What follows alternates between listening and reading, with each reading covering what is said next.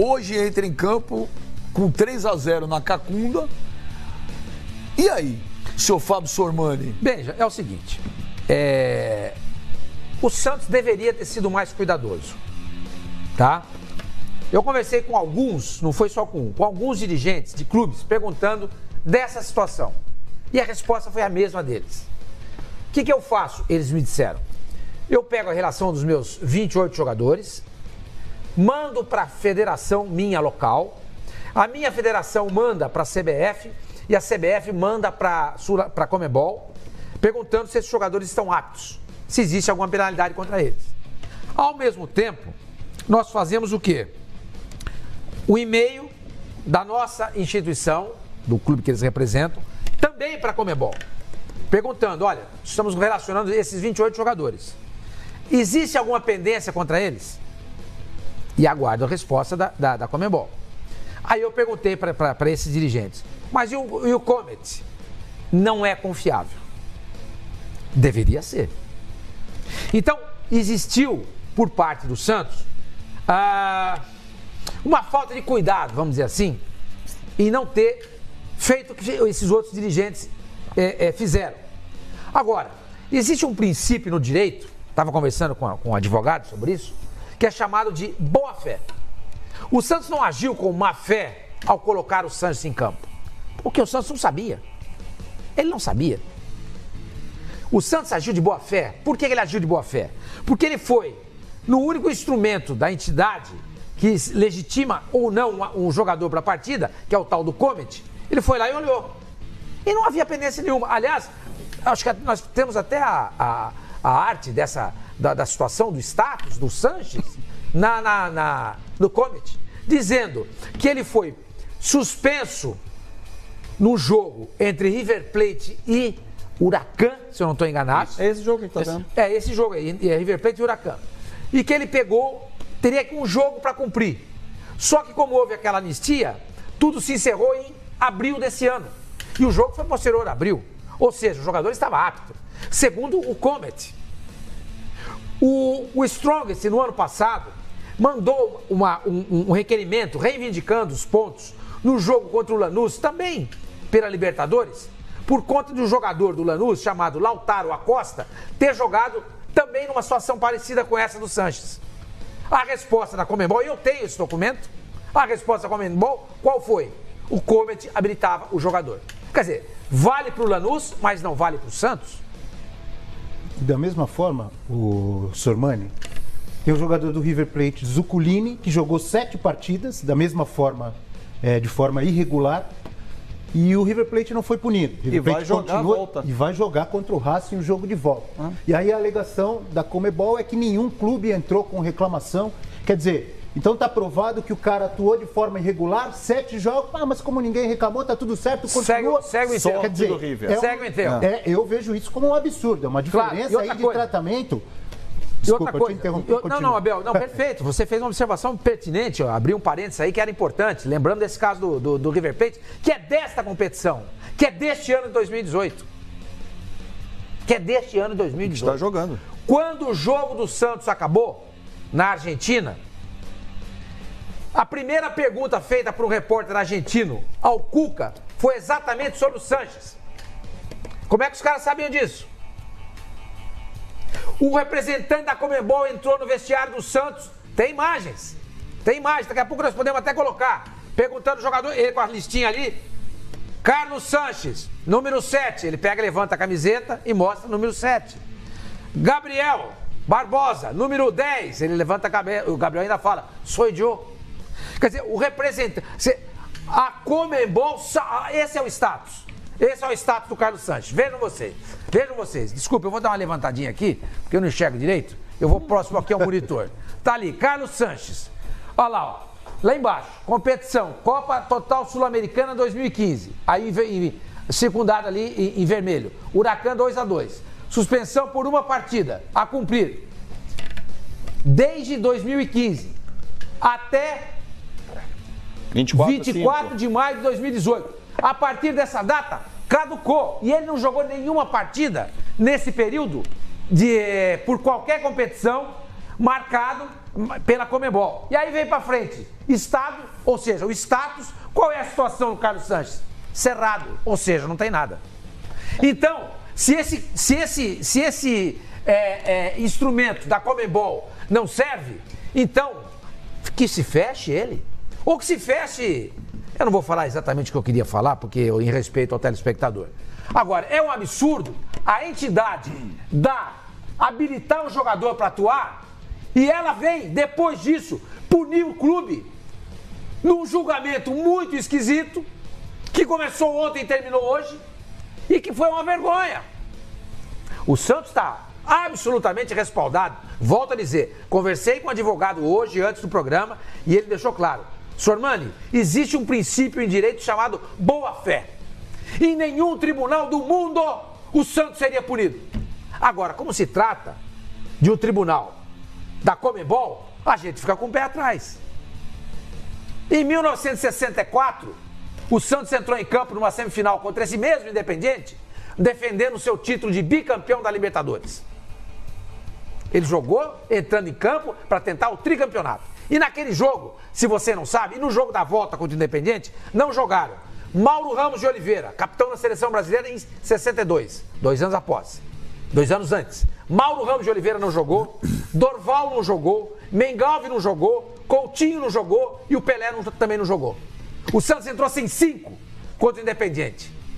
E tem um áudio que uma televisão argentina, em 2015, revelou, onde o Grondona, Julio Grondona, presidente da Associação Argentina de Futebol, e que sempre foi o homem forte do futebol da Argentina, disse ao Abel Ñeco, que era quem representava lá a Argentina na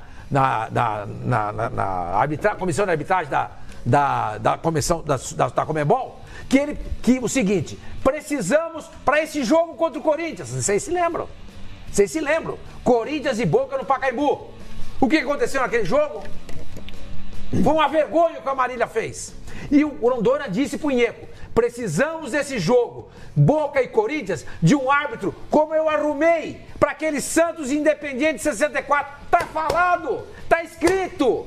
Tá escrito não, tá gravado. Não sou eu que estou acusando, ele é réu confesso. Meteram a mão no Santos em 64.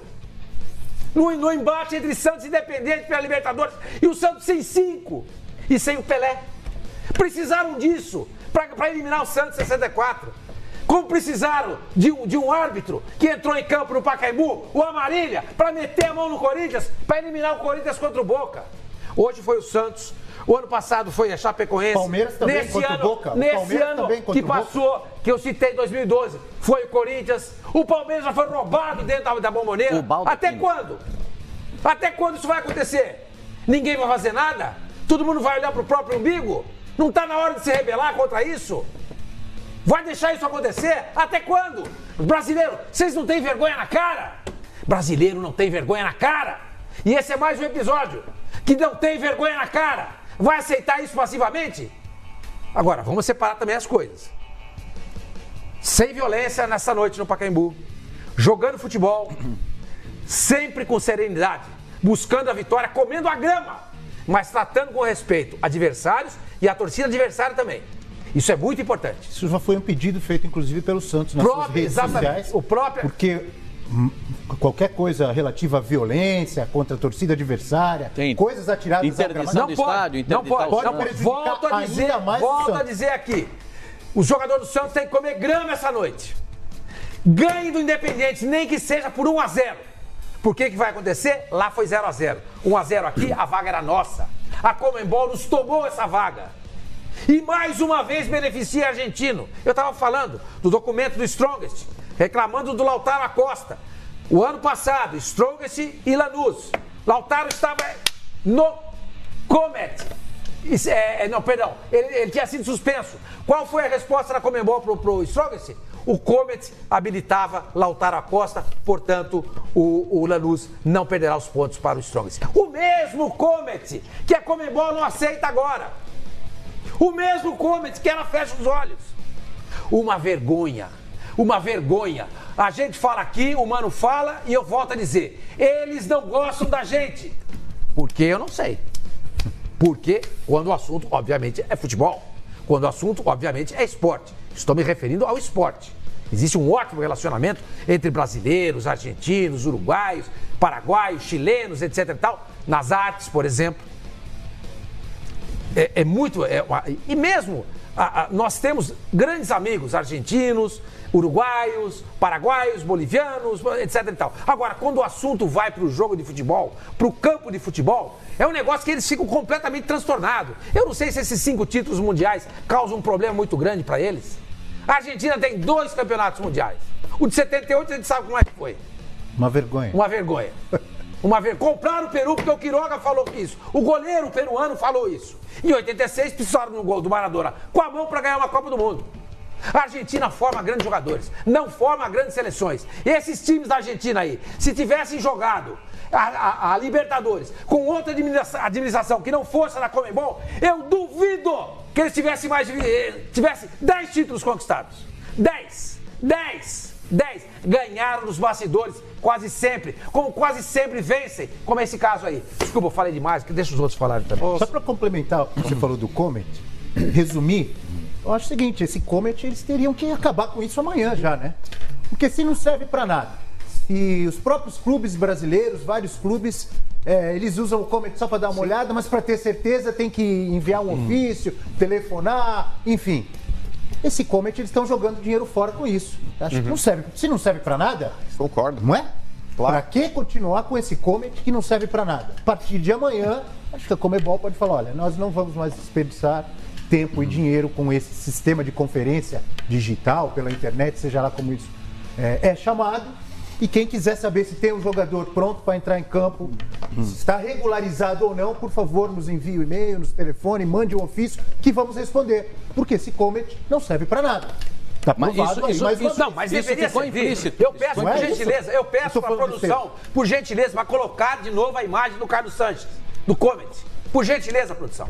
Coloque isso, eu sou indignado com o que aconteceu. Vejam vocês. Olha lá, Carlos Sanches foi expulso no jogo de 2015 da Sul-Americana contra o Huracan. Empate em 2-2. As imagens que a gente estava mostrando. Aí, suspensão. Uma partida. Válida essa punição desde 27/11/2015. Ele já estava no México. E se encerra em 24/5/2018. Caduca. Isso é normal? E aí qual é o estado dele? Cerrado. Ou seja, apto para jogar. Aí o Santos bota o jogador para atuar e é punido e perde o jogo por 3-0. Ora, vão limpar a gaiola, rapaziada. Vão limpar a gaiola, vocês da Conmebol. Vocês não têm vergonha na cara. Vocês não deveriam comandar a instituição que vocês comandam, que representa o futebol na América do Sul, que é o único continente que briga com a Europa em títulos de seleções e de clubes. O único. Veja a importância do nosso continente. Mas não pode ser tratado desse jeito. Do jeito que está sendo tratado. Perdão, mano. Não, imagina. Senhor Mano, eu ratifico aí as suas palavras, concordo plenamente. Peraí, você vai ratificar. Diga. Mas eu vou chamar agora o Diego Bertozzi, mano. Daqui a pouco volta a palavra para você, mas o Diego Bertozzi tá lá ao vivo do Pacaembu. Porque hoje, 19h30, você assiste ao vivo, exclusivo aqui no Fox Sports, Santos e Independente. E olha, eu vou te falar um negócio, cara. Eu acredito que hoje, com tudo isso aí, é capaz até do Brasil inteiro torcer pro Santos, né? Porque tá todo mundo indignado. Então, eu particularmente vou torcer muito que o Santos ganhe de 4-0. 4-0 hoje classifique, que seria uma coisa excepcional. E pergunto também para você, Bertozzi, que bateu um papo com o Ricardo Gomes agora há pouco, Ricardo Gomes, diretor de futebol do Santos. Você acha que tudo isso aí, a torcida do Santos, que hoje não tem mais ingresso para vender, a torcida do Santos comprou tudo. Você acha que a torcida vai inflamar muito mais ainda o time? Você acha que o Santos vai entrar até com uma outra postura em campo, Bertozzi? Bom dia não, boa tarde, que eu não almocei. Boa tarde para você também, Benja, amigos do Fox Sports Rádio. Olha, nós estamos há 10 minutos aqui posicionados em frente ao Pacaembu. Já passaram alguns torcedores do Santos pela gente e falaram, hoje nós vamos vencer. e com vontade, com o punho fechado de que vão se classificar. Toda essa situação inflamou muito, né? Inflou muito os torcedores do Santos, inclusive nas redes sociais o clube vem pedindo esse apoio do torcedor, 37.900 ingressos vendidos e esses torcedores esperam transformar tudo isso, pelo menos essa é a expectativa do Santos, que o Pacaembu seja transformado num caldeirão, como foi em 95. Na semifinal do Campeonato Brasileiro, o Santos havia perdido a partida de ida para o Fluminense no Rio de Janeiro por 4-1, precisava vencer por 3 gols de diferença e numa tarde inspirada do Giovani, o Santos goleou o Fluminense por 5-2 e avançou à final daquele Campeonato Brasileiro, aqui mesmo, nesse mesmo estádio, Paulo Machado de Carvalho. Então o Santos, inclusive, colocou isso nas redes sociais para trazer ao torcedor esperança e pedindo apoio. Na partida de hoje, o Santos precisa ganhar por 4 gols de diferença nos 90 minutos para garantir a classificação direta às quartas de final da Libertadores. Mais cedo, quem esteve aqui no Pacaembu foi o Ricardo Gomes, mas numa reunião de praxe. Ele veio, se reuniu com integrantes da Conmebol para a organização da partida de hoje, quando soube dessa punição imposta pela entidade que rege o futebol sul-americano. E nós encontramos com o diretor executivo de futebol do Santos no saguão do hotel onde a delegação do Peixe está hospedada para a partida contra o Independiente. E ele falou em primeira mão, com exclusividade, a nossa equipe do Fox Sports. Dá só uma olhada.